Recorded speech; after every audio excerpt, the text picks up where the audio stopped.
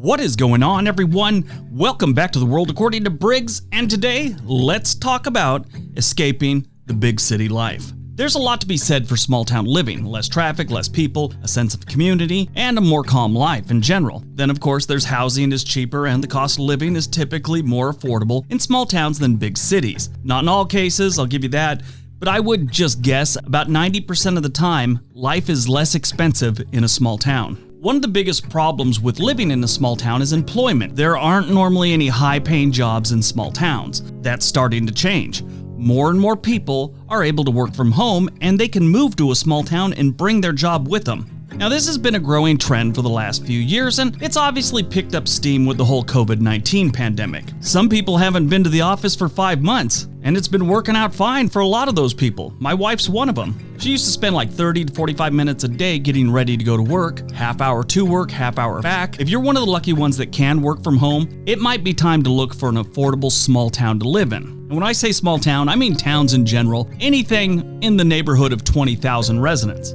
This list is about some affordable towns that might be worth a look if you can work from home. All right, in no particular order, let's see what we found. Number 10, Pittsburgh, Kansas.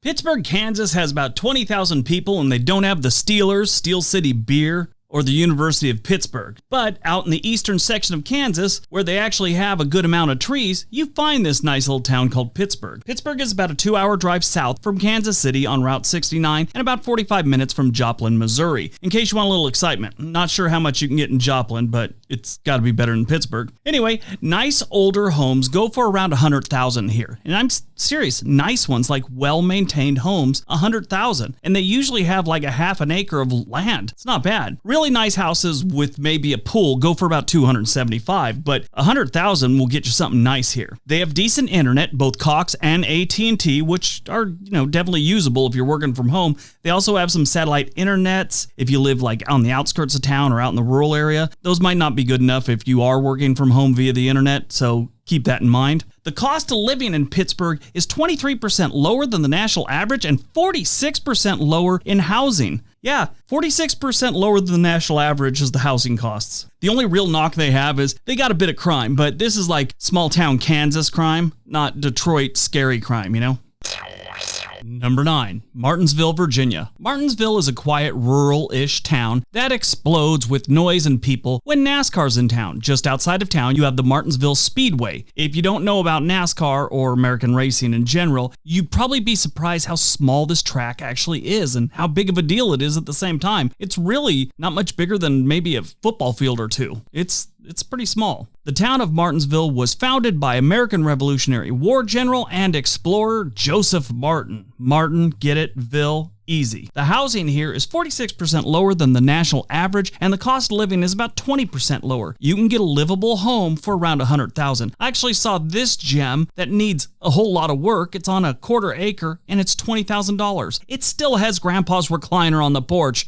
It's a steal. Unless they take the recliner with them, then that's maybe not as good a deal. Anyway, when I say livable, that's an opinion. I think it's livable. If you're living in, like I've said before, Beverly Hills or something right now, that's not livable. But for most of us, and especially people that may be like one paycheck away from living in their car, this is a deal, and it is livable. The internet choices you have here are the evil empire of Comcast and CenturyLink, and of course they got those satellite internet ones that, probably won't work if you need a good bandwidth. Number 8, Ashland, Ohio. Located halfway between Cleveland and Columbus, you have 20,000 people that call Ashland, Ohio home. And this place reminds me of an old coworker that's from Cleveland. He told me once that in between Cleveland and Cincinnati, you have normal people. You just have to look for them sometimes. I love this town from a statistical point of view. Every category is graded an A except employment. It got a D, but you'll probably be bringing your own job, so it may not matter. Keeping a roof over your head in Ashland is about 40% cheaper than the national average. You can get a nice home here for around $100,000. $75,000 to $100,000 will get you a nice livable home. Now, they have some really nice ones that start off around $500K. So this isn't one of these places that just have, 100, 200,000, maybe 300,000. This place has some really nice homes too, but there are plenty of nice ones for cheap. The cost of living here is 19% lower than the national average. And in case you're a glutton for punishment, Cleveland's right up the road. You can go see a Browns game.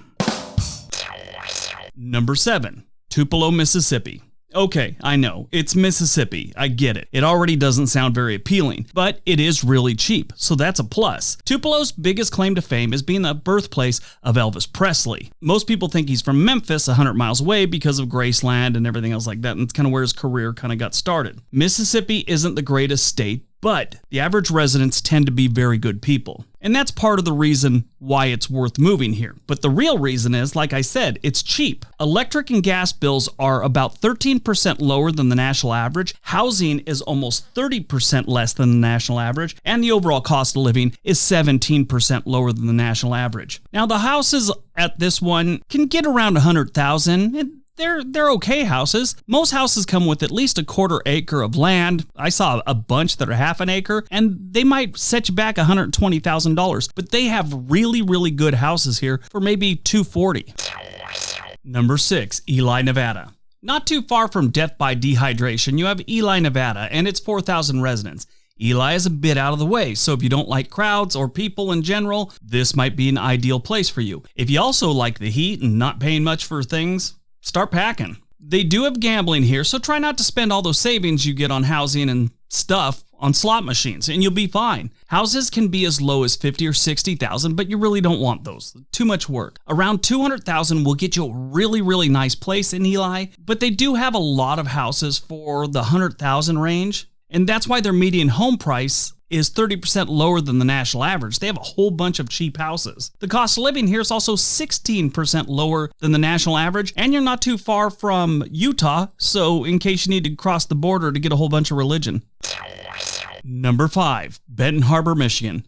Benton Harbor sits on the shores of Lake Michigan, and it's got a dwindling population. They've been losing at least 10% of their population every single census since the 1970s. In the 1960s, they had just about 20,000 residents. This year, they're estimating to have a little above 9,000. This is good news for you if you like the cold, living cheaply, and fishing. Keep in mind, it gets very cold here. I'm talking teeth chattering and your cheeks freezing shut while you wait for your car to warm up. But if you're okay with all that, check out the Zillow on this town. There are some amazing homes here for under $100,000. Housing is 63% lower than the national average, and the cost of living is about 21% lower than the national average. This is not a bad place like Detroit. They do have some crime and some other issues going on, but it's not terrible.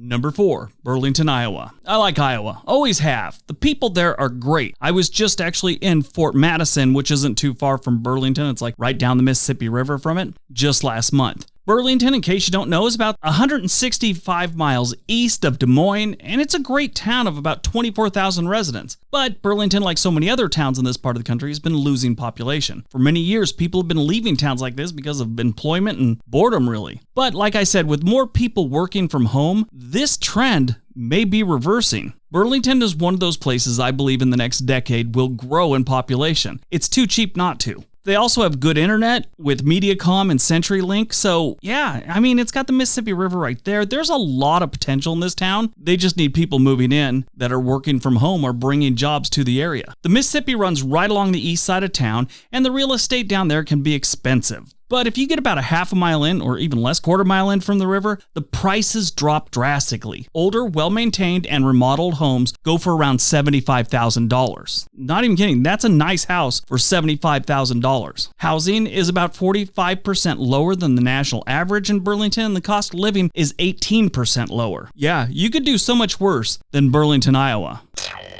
Number 3, Claxton, Georgia. Claxton is about an hour east of Savannah, Georgia. This is a quiet community with a little crime and not a lot of things to do. But it is cheap, so you can't go wrong there, right? The housing here goes from one end of the price spectrum to the other. You have houses you don't want for about $25,000 in this town, all the way up to ones we all want for $800,000. But $100,000 should get you something livable. The cost of living here is 22% lower than the national average, and housing is 45% lower. The one thing I will mention, AT&T is the internet provider, and their speeds aren't great. They max out at 18 megabits per second, and that's according to InMyArea.com. Number 2, Fort Gibson, Oklahoma. Fort Gibson is a town of over 4,000 people right across the Arkansas River from Muskogee, Oklahoma. It is about an hour southeast of Tulsa, and if you like fishing or just enjoy staring at the water like an idiot, you could do both in this town. The locals probably won't say anything. The cost of living in Fort Gibson is 23% lower than the national average, and the housing is 35% lower. What I like about this place is the stats. Okay, we'll get to that in a second. It does have some cheap homes for around $100,000, but you really don't want to get those ones. You really want to have about $200,000 to get a really nice house here, and it goes up in price, but that's what you're looking at. Now about the stats, they're great. Crime is 50% lower than the national average. They have great schools. They have things to do. Their cost of living is low and their housing is low. It's got all the great stats, and it's even got weather that's graded as a B. The other thing is they got internet and Suddenlink here. Both get decent speed, so you could definitely work from home here. And if you get a job in like Tulsa, you're just a small commute away for that monthly meeting you might have to go to if you're working from home. And number 1, Richmond, Indiana. Ah yes, Richmond, Indiana. My only experience with this town is not taking advice from someone that grew up here. If you've watched my channel for a while, I've talked about a road trip from hell that I took from Madison, Wisconsin to Nevada to Los Angeles with an ex-girlfriend. As we were packing the car in Madison, her roommate, who's from Richmond, Indiana, grabbed my arm and whispered, "She's effing crazy. You should run away." I thought, well, that's weird. And I thought this chick was crazy. I was like, what the? So anyway, I get in the car and we leave. 12 hours later, I realized she was a very wise young woman. To get a decent home here, it starts out around $90,000, and they're good homes. And they go up to about $200,000. Anything above that, like $300,000, you're rich for this town and everybody hates you. The housing is 50% below the national average here, and the cost of living is 27% lower than the national average. Richmond, Indiana gets the number 1 spot on this one, even though we weren't doing it in, any special order. This is a really good place to live. Their downtown area is really nice.